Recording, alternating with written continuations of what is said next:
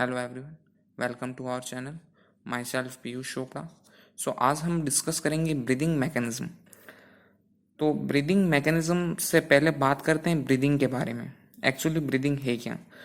तो breathing is a movement of air inside and outside the body. Breathing is a movement of air inside and outside the body. And breathing के अंदर mainly दो steps involve रहते हैं। First है inhalation. तो सबसे पहले मैं यहाँ पे ब्रीदिंग की डेफिनेशन लिखता हूँ। आप सबको पता ही होगी कि movement of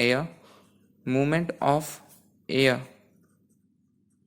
inside and outside the body, inside and outside the body.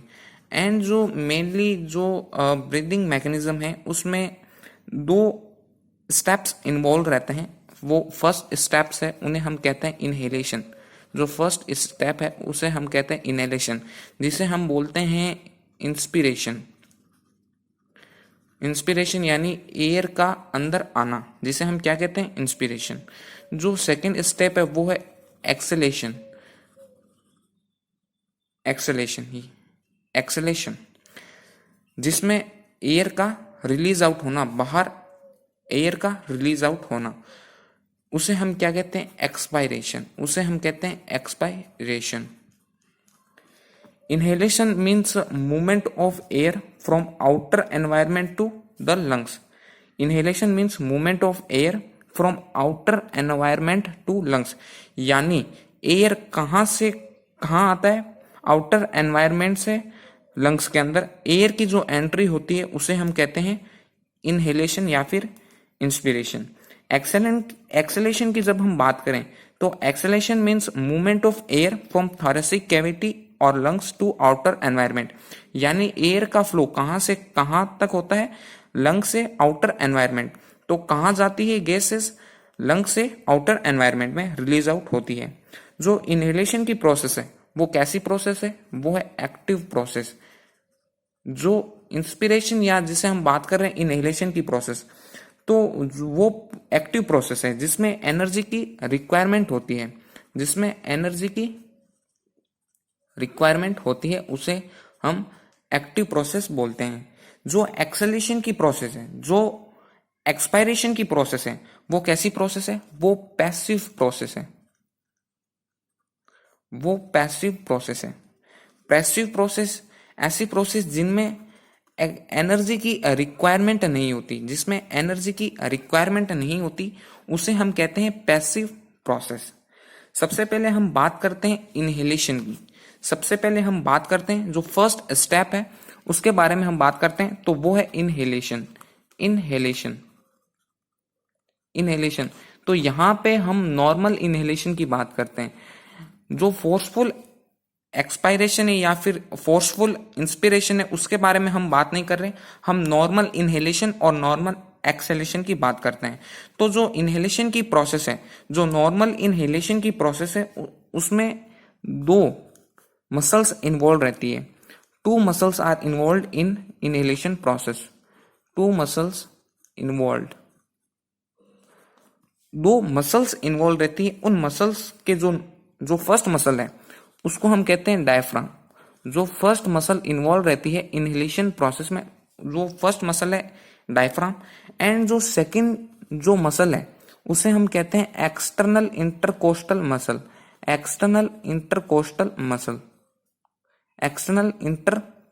Muscle. तो ये मेनली दो मसल्स इनहेलेशन प्रोसेस में इन्वॉल्व रहती है। फर्स्ट है डायफ्राम, या फिर इससे कुछ एसोसिएटेड मसल्स भी।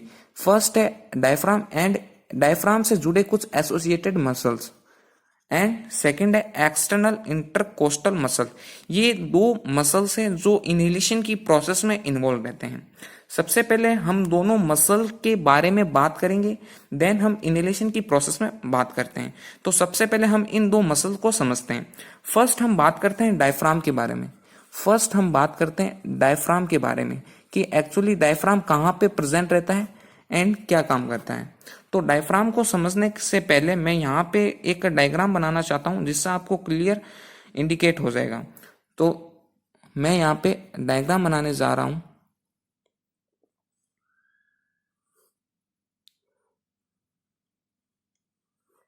यहां पे मैंने एक डायग्राम ड्रॉ किया है। ये कुछ इस प्रकार से हमारा डायग्राम है। यहाँ पे वर्टिबल कॉलम प्रेजेंट रहता है। वर्टिबल कॉलम यानी जिसे अपन कहते हैं रीढ़ की हड्डी, यहाँ पे प्रेजेंट रहती है। एंड उसके चारों तरफ, उसके अराउंड क्या प्रेजेंट रहता है? रिब केज, या फिर जिसे हम बोलते हैं थोरेसिक केज, जहां पे रिब्स प्रेजेंट रहती है। चारों तरफ क्या प्रेजेंट है? रिब्स, जिसे हम क्या बोलते हैं? Rib cage. मतलब रिब का जाल प्रेजेंट रहता है, जिसे हम क्या बोलते हैं? रिब केज, यानी रिब केज या फिर थोरेसिक केज। तो हम बोलते हैं यहाँ पे रिब केज प्रेजेंट रहता है वर्टिबल कॉलम के चारों तरफ, वर्टिबल कॉलम के चारों तरफ। एंड जो डायफ्राम है वो इस वर्टिबल कॉलम के नीचे यहाँ पे ऐसे प्रेजेंट रहता है। जो यहाँ पे मसल प्रेजेंट है उसे हम क्या बोलते हैं? डायफ्राम। उसे हम क्या बोलते हैं? डायाफ्राम। उसे हम क्या बोलते हैं? डायफ्राम। तो diaphragm separate the thoracic cavity from abdominal cavity. Diaphragm separate करती है थोरेसिक कैविटी को एंड एब्डोमिनल कैविटी को। तो diaphragm separate thoracic cavity from abdominal cavity. ये हो गई हमारे डायफ्राम की बात। अब हम बात करते हैं एसोसिएटेड मसल्स की। सबसे पहले हमने बात की वर्टिबल कॉलम के चारों तरफ जो रिब केज प्रेजेंट है उसके नीचे ही डायफ्राम प्रेजेंट रहता है, जो कि सेपरेट करता है थोरेसिक कैविटी को फ्रॉम एब्डोमिनल कैविटी से। ये हमें डायफ्राम की बात कर ली। अब हम बात करते हैं एसोसिएटेड मसल्स के बारे में कि एक्चुअली कौन कौन सी एसोसिएटेड मसल्स है जो डायफ्राम से अटैच में रहती है। कौन कौन सी ऐसी मसल्स है जो डायफ्राम के अटैच में रहती है? तो डायफ्राम के पेरिफ्री से रिब केज तक, डायफ्राम के पेरिफ्री से रिब केज में एक मसल्स अटैच रहती है, एक रिब मसल्स अटैच रहती है। डायफ्राम के पेरिफ्री से रिब केज में एक मसल्स अटैच रहती है, और एक डायफ्राम के पेरिफ्री से एक वर्टिबल कॉलम में मसल्स प्रेजेंट रहती है। दो मसल्स है, एक डायफ्राम के वर्टिब्री से रिब केज से, एंड एक डायफ्राम के वर्टिब्री से वर्टिबल कॉलम में एक मसल्स अटैच रहती है। तो उसे हम बोलते हैं फ्रेनिक मसल्स या फिर रेडियल मसल।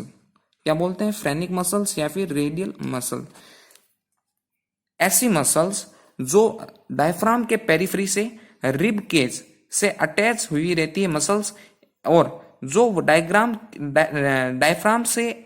के वर्टिब्री से वर्टिबल कॉलम में जो मसल्स अटैच हुई रहती है, जिसे हम क्या बोलते हैं? फ्रेनिक मसल्स और रेडियल मसल। फ्रेनिक मसल्स या रेडियल मसल। डायफ्राम के पेरिफ्री से रिब केज पे कुछ मसल्स अटैच हुई होती है उसे हम, और कुछ मसल्स डायफ्राम के पेरिफ्री से वर्टिबल कॉलम पे अटैच रहती है उसे हम क्या बोलते हैं? फ्रेनिक मसल्स या फिर रेडियल मसल। ये दो मसल्स हो गई।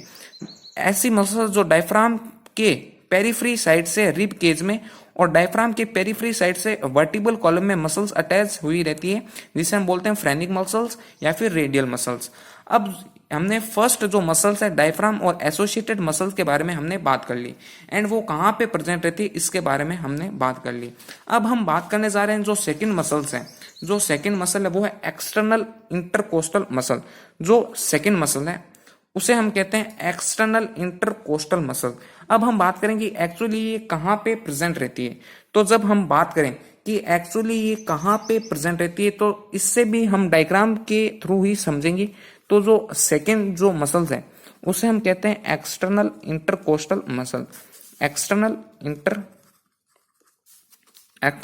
Intercostal muscle. External intercostal muscle.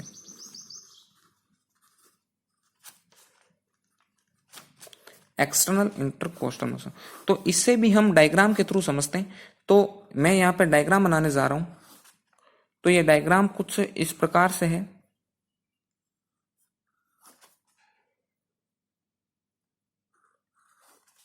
तो ये हमने यहाँ पे एक डायग्राम ड्रॉ किया है। यहाँ पे हमारा वर्टिबल कॉलम प्रेजेंट है, एंड उसके चारों तरफ रिब केज या फिर जिसे हम बोलते हैं थोरेसिक केज प्रेजेंट है। एंड यहाँ पे ribs 12 pairs of ribs present रहती है। 12 पेयर ऑफ रिब्स प्रेजेंट रहती है। यहाँ पे कितनी पेयर होगी? 12 पेयर। यहाँ पे कितने रिब प्रेजेंट होती है? 24। एंड पेयर की बात करें तो कितनी पेयर से? 12 पेयर। तो यहाँ पे 12 पेयर अटैच रहते हैं। रिब के बीच में कुछ मसल्स प्रेजेंट होती है जिन्हें हम कहते हैं जिन्हें हम कहते हैं एक्सटर्नल इंटरकोस्टल मसल। ये देखो, ये रिब है, ये रिब है, इन रिब्स के बीच में एक कुछ मसल्स प्रेजेंट रहती है जिसे हम बोलते हैं एक्सटर्नल इंटरकोस्टल मसल्स, जिसे हम क्या बोलते हैं, एक्सटर्नल इंटरकोस्टल मसल। इन रिब्स के बीच में मसल्स प्रेजेंट रहती है जिसे हम बोलते हैं external intercostal muscle, external intercostal muscle. तो रिब्स तो कितने पेयर्स में प्रेजेंट होती है, 12 पेयर्स में, जबकि एक्सटर्नल इंटरकोस्टल मसल्स 11 पेयर्स में प्रेजेंट रहती है। जो एक्सटर्नल इंटरकोस्टल मसल्स का पेयर है वो कितना होता है, 11 पेयर्स। 11 पेयर्स में एक्सटर्नल इंटरकोस्टल मसल्स प्रेजेंट रहती है। अब हम बात करते हैं कि जो ब्रीदिंग मैकेनिज्म की, ये हमारे जो दो मसल्स थी उसके बारे में हमने डिस्कस कर ली। जो फर्स्ट मसल थी वो थे डायफ्राम, वो कहाँ पे प्रेजेंट रहता है, किसके बीच में प्रेजेंट रहता है, ये हमने बात कर ली। जो एक्सटर्नल इंटरकोस्टल मसल था वो कहाँ पे प्रेजेंट रहता है एंड कितने पेयर्स में होता है, ये भी हमने बात कर ली। अब हम जो ब्रीदिंग मैकेनिज्म है उसके बारे में हम बात करने जा रहे हैं। तो यहाँ पे हेडिंग डालते हैं हम mechanism, breathing mechanism, breathing mechanism. तो सबसे पहले हम बात करते हैं ड्यूरिंग इनहेलेशन। ड्यूरिंग इनहेलेशन यानी इंस्पिरेशन, यानी जब एयर इनहेल होती है, जब हम एयर अंदर लेते हैं नॉर्मल इंस्पिरेशन में, उसकी हम बात करते हैं, उसके मैकेनिज्म की हम बात करते हैं। When air into the body, when air into the body, उसके मैकेनिज्म की हम बात करते हैं, when air into the body. तो जो सबसे फर्स्ट स्टेटमेंट है, जब contraction, contraction of phrenic muscles, जब इनहेलेशन की प्रोसेस होता है तब कॉन्ट्रैक्शन होता है फ्रेनिक मसल्स में। किसमें कॉन्ट्रैक्शन होता है, फ्रेनिक मसल्स में कॉन्ट्रैक्शन होता है, जिससे क्या होता है, जिससे डायफ्राम है अपना, डायफ्राम वो फ्लैट हो जाता है। इनहेलेशन की प्रोसेस के दौरान, नॉर्मल इनहेलेशन की प्रोसेस के दौरान कॉन्ट्रैक्शन ऑफ फ्रेनिक मसल्स होता है, जिससे हमारा जो डायफ्राम है वो फ्लैट हो जाता है। वो डायफ्राम फ्लैट हो जाता है। डायफ्राम फ्लैट होने के कारण increase in volume of thoracic cavity,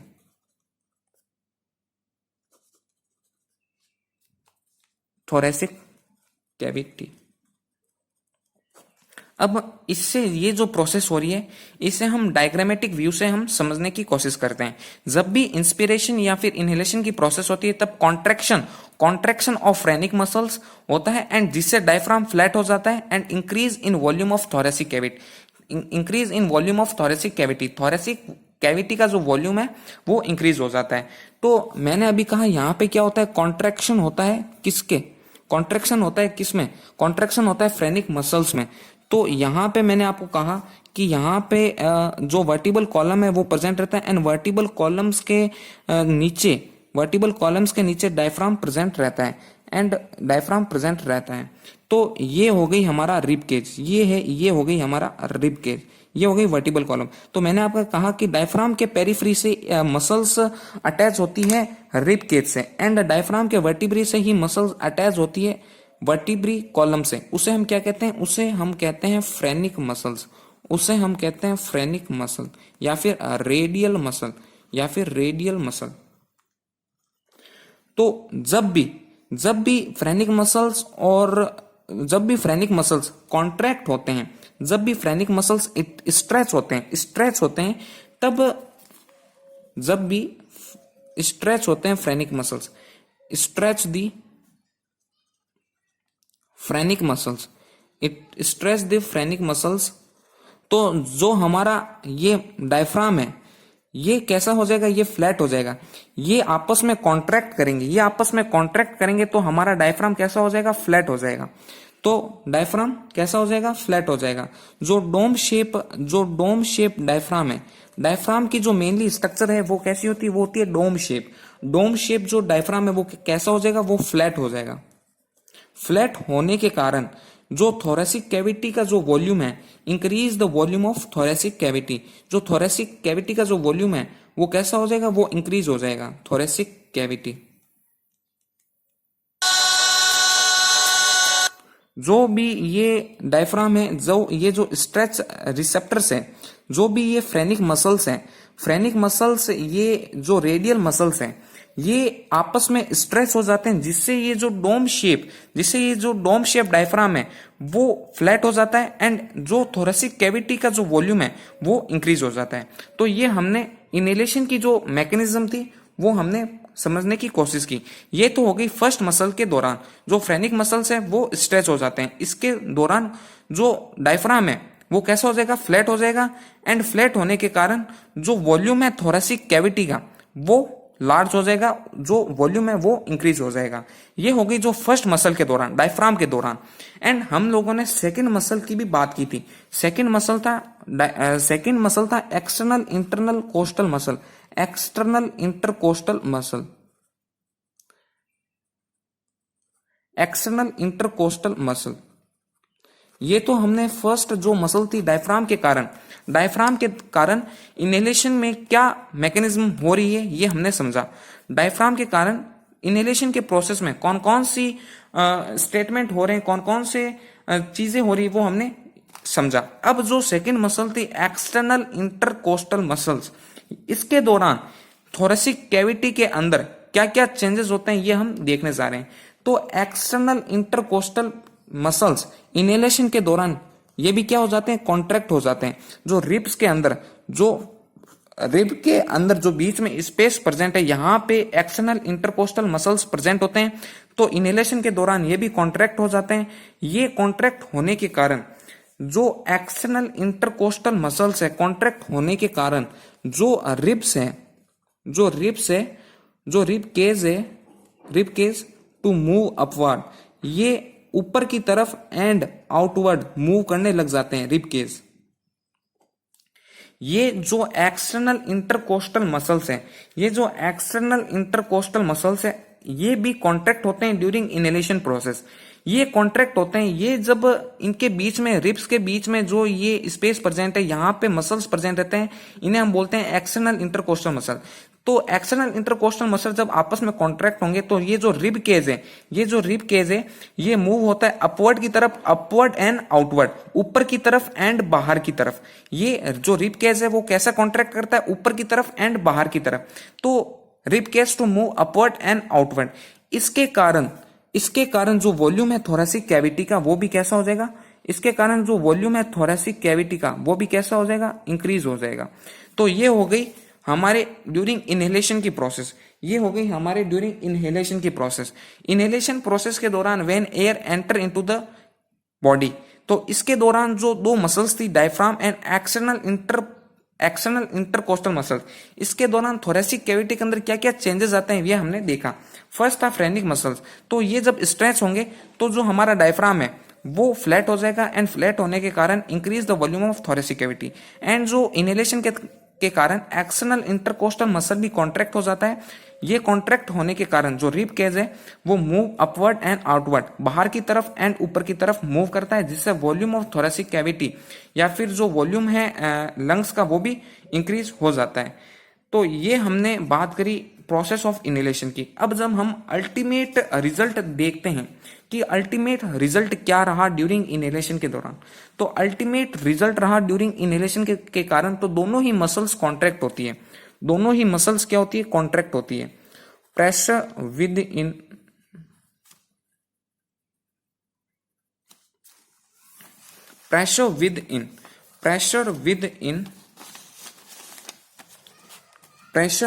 in the thoracic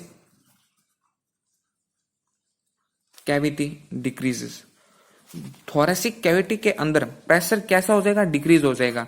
क्योंकि इनके अंदर वॉल्यूम है थोरेसिक कैविटी का, वो कैसा हो जाएगा, वो इंक्रीज हो जाएगा। थोरेसिक कैविटी के वॉल्यूम के इंक्रीज होने के कारण जो थोरेसिक कैविटी के अंदर जो प्रेशर है वो कम हो जाएगा। आपने देखा होगा जब हम पाइप से पानी निकलता है, तब हम जब उसके आगे जब हम फिंगर टच करेंगे तो उसका वॉल्यूम है वो कम हो जाएगा, जिससे वो प्रेशर क्या होगा, इंक्रीज हो जाएगा। तो यहाँ पे वॉल्यूम इंक्रीज हो रहा है तो प्रेशर कैसा हो जाएगा, कम हो जाएगा। प्रेशर कम होने के कारण जो एयर है वो कहाँ से कहाँ जाएगी, वो आउटर एनवायरनमेंट से अंदर आती है लंग्स के अंदर। प्रेशर कम होने के कारण, contraction of phrenic muscles and contraction of external intercostal muscle के कारण जो वॉल्यूम है थोरेसिक कैविटी का वो बढ़ जाता है। वॉल्यूम बढ़ने के कारण जो प्रेशर है थोरेसिक कैविटी का वो कम हो जाएगा। प्रेशर कम होने के कारण जो एयर की एंट्री है वो कहां से कहां होती है, तो जो एयर की एंट्री है वो होती है आउटर एनवायरमेंट। जो एयर की एंट्री है वो होती है outer environment to inner lungs के, मतलब आउटर एनवायरनमेंट से एयर की एंट्री कहां होती है, लंग्स के अंदर। तो ये प्रोसेस है इनहेलेशन के दौरान। इंस्पिरेशन के दौरान हम क्या करते हैं, एयर को इनहेल करते हैं due to the pressure decrease. Pressure decrease क्यों होता है, due to the volume increase. And ये जो प्रोसेस क्यों होती है ये हमने डिस्कस कर लिया ड्यूरिंग इनहेलेशन के कारण, कि क्या क्या कौन कौन सी प्रोसेस हो रही है due to the contraction of phrenic muscles and contraction of external intercostal muscle के दौरान क्या हो जाता है, वॉल्यूम जो वॉल्यूम है वो इंक्रीज हो जाता है एंड जो प्रेशर है थोरेसिक कैविटी के अंदर वो क्या हो जाएगा, वो कम हो जाएगा। प्रेशर कम होने के कारण एयर की एंट्री कहां से कहां होती है, एयर की एंट्री होती है आउटर एनवायरनमेंट टू लंग्स के अंदर। तो ये हमने जो इनहेलेशन की प्रोसेस थी ये हमने डिस्कस कर ली। अब हम प्रोसेस डिस्कस करने जा रहे हैं वो है एक्सपायरेशन की प्रोसेस। एक्सपायरेशन की प्रोसेस या फिर जिसे हम कहते हैं एक्सहेलेशन। ये दो प्रोसेस है। फर्स्ट प्रोसेस हमने डिस्कस कर ली, अब जो सेकंड प्रोसेस है वो हम डिस्कस करने जा रहे हैं। तो जो सेकंड प्रोसेस है वो इसका वाइस वर्सा है। वो जो इंस्पिरेशन की जो प्रोसेस है वो एक्सेलेशन के प्रोसेस के बिल्कुल उल्टा है। वहां पे कॉन्ट्रैक्शन हुआ था किसका, फ्रेनिक मसल्स का एंड एक्सटर्नल इंटरकोस्टल मसल का कॉन्ट्रैक्शन हुआ था। यहाँ पे रिलैक्सेशन होता है फ्रेनिक मसल्स का एंड एक्सटर्नल इंटरकोस्टल मसल का। तो यहां पे हम लिखेंगे रिलैक्सेशन ऑफ फ्रेनिक मसल्स। वहां पे कॉन्ट्रैक्ट हुई थी फ्रेनिक मसल्स, यहाँ पे रिलैक्स हो जाते हैं फ्रेनिक मसल्स। रिलैक्स होने के कारण जो डोम शेप डायफ्राम है, डायफ्राम की शेप कैसी होती है, डोम शेप। तो यहाँ पे जो डोम शेप डायफ्राम है वो कैसा हो जाएगा, वो डोम शेप हो जाएगा, यानी ऊपर की तरफ कॉन्ट्रैक्ट हो जाएगा। इनहेलेशन के कारण तो वो नीचे फ्लैट हो जाएगा एंड जब रिलैक्सेशन होता है तब वो डोम शेप का हो जाएगा, वापस अपनी ओरिजिनल पोजीशन में आ जाएगा डायफ्राम। तो डायफ्राम के डोम शेप होने से, डायफ्राम के कॉन्ट्रैक्ट होने से जो वॉल्यूम है थोरेसिक कैविटी का वो कैसा हो जाएगा, वो डिक्रीज हो जाएगा। Decrease the volume of thoracic cavity due to the relaxation of phrenic muscles. तो यहां पे वॉल्यूम कम हो जाएगा थोरेसिक कैविटी के अंदर। ये हो गई फर्स्ट मसल फ्रेनिक मसल की बात। फ्रेनिक मसल एक्सेलेशन के प्रोसेस के दौरान रिलैक्सेशन अवस्था में पाई जाती है। जो सेकंड है वो है relaxation of external intercostal muscle. तो जो सेकंड मसल थी जो कहां पे प्रेजेंट रहती है, रिब्स के बीच में जो स्पेस प्रेजेंट है वहां पे एक्सटर्नल इंटरकोस्टल मसल्स पाई जाती है। तो एक्सटर्नल इंटरकोस्टल मसल्स यहां पे रिब केज के स्पेस में पाई जाती है। External rib cage moves upward, यानी रिलैक्सेशन प्रोसेस के दौरान रिब केज मूव इनवर्ड